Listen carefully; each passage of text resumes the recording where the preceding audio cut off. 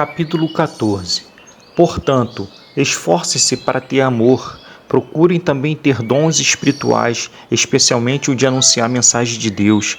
Quem fala em línguas estranhas fala a Deus e não às pessoas, pois ninguém o entende. Pelo poder do Espírito Santo ele diz verdades secretas. Porém, quem anuncia a mensagem de Deus fala para as pessoas, ajudando-as e dando-lhes coragem e consolo.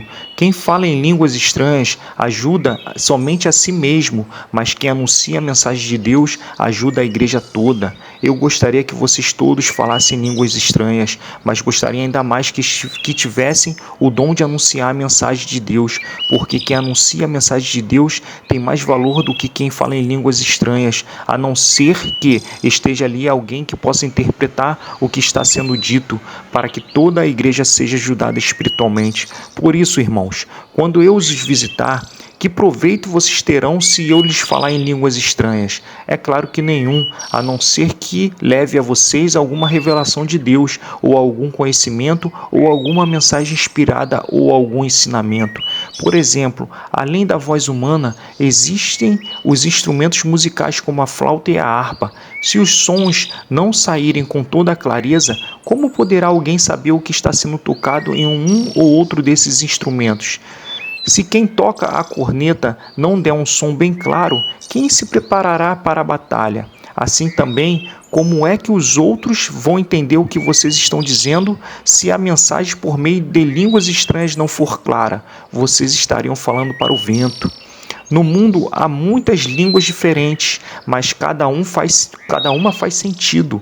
Porém, se eu não entendo a língua na qual alguém está falando comigo, então quem fala essa língua é estrangeiro para mim, e eu sou um estrangeiro para ele. Por isso, já que vocês estão com tanta vontade de ter os dons do Espírito, procure acima de tudo ter os dons que fazem com que a igreja cresça espiritualmente. Portanto, quem fala em línguas estranhas deve orar pedindo a Deus que lhe dê o dom de interpretar o que elas querem dizer. Porque se eu orar em línguas estranhas, o meu espírito de fato estará orando, mas a minha inteligência não tomará parte nisso. O que eu vou fazer então? Vou orar com o meu espírito, mas também vou orar com a minha inteligência. Vou cantar com o meu espírito, mas também vou cantar com a minha inteligência. Se você dá graças a Deus em línguas estranhas, como é que uma pessoa simples que estiver na reunião poderá dizer amém à oração de agradecimento que você fez? Ela não vai conseguir entender nada do que você está dizendo.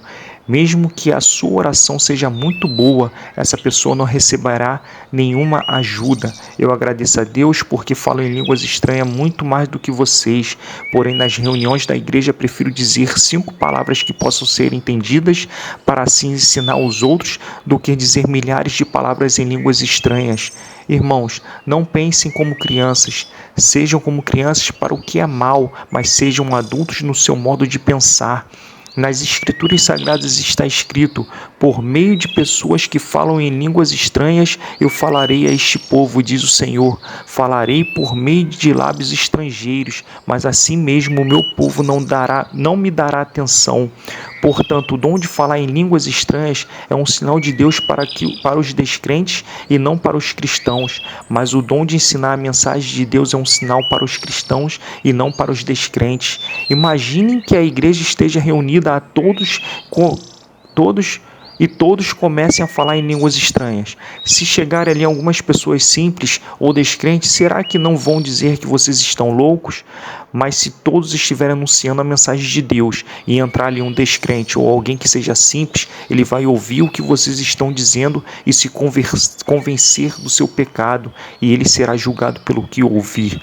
Os seus pensamentos secretos serão revelados e ele vai se ajoelhar e adorar a Deus dizendo: Deus está mesmo no meio de vocês.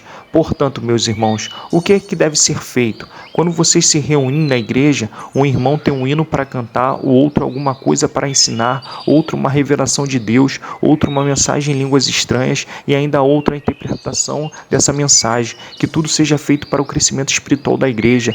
Se algum de vocês falar em línguas estranhas, então que apenas 2 ou 3 falem, um depois do outro, e que alguém interprete o que está sendo dito. Mas se não houver ninguém que possa interpretar, então fiquem calados.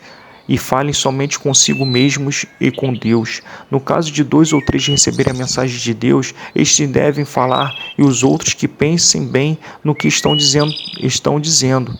Se uma outra pessoa que estiver ali sentada a receber a mensagem de Deus, quem estiver falando deve se calar. Vocês todos podem anunciar a mensagem de Deus, um de cada vez, para que todos aprendam e fiquem animados. Quem fala deve controlar o dom de anunciar a mensagem de Deus, pois Deus não quer que nós vivamos em desordem, e sim em paz, como em todas as igrejas do povo de Deus. As mulheres devem ficar caladas nas reuniões de adoração. Elas não têm permissão para falar, como diz a lei. Elas não devem ter cargo de direção.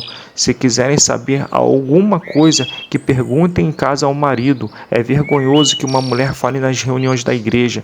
Por acaso a mensagem de Deus veio de vocês, ou será que veio somente para vocês?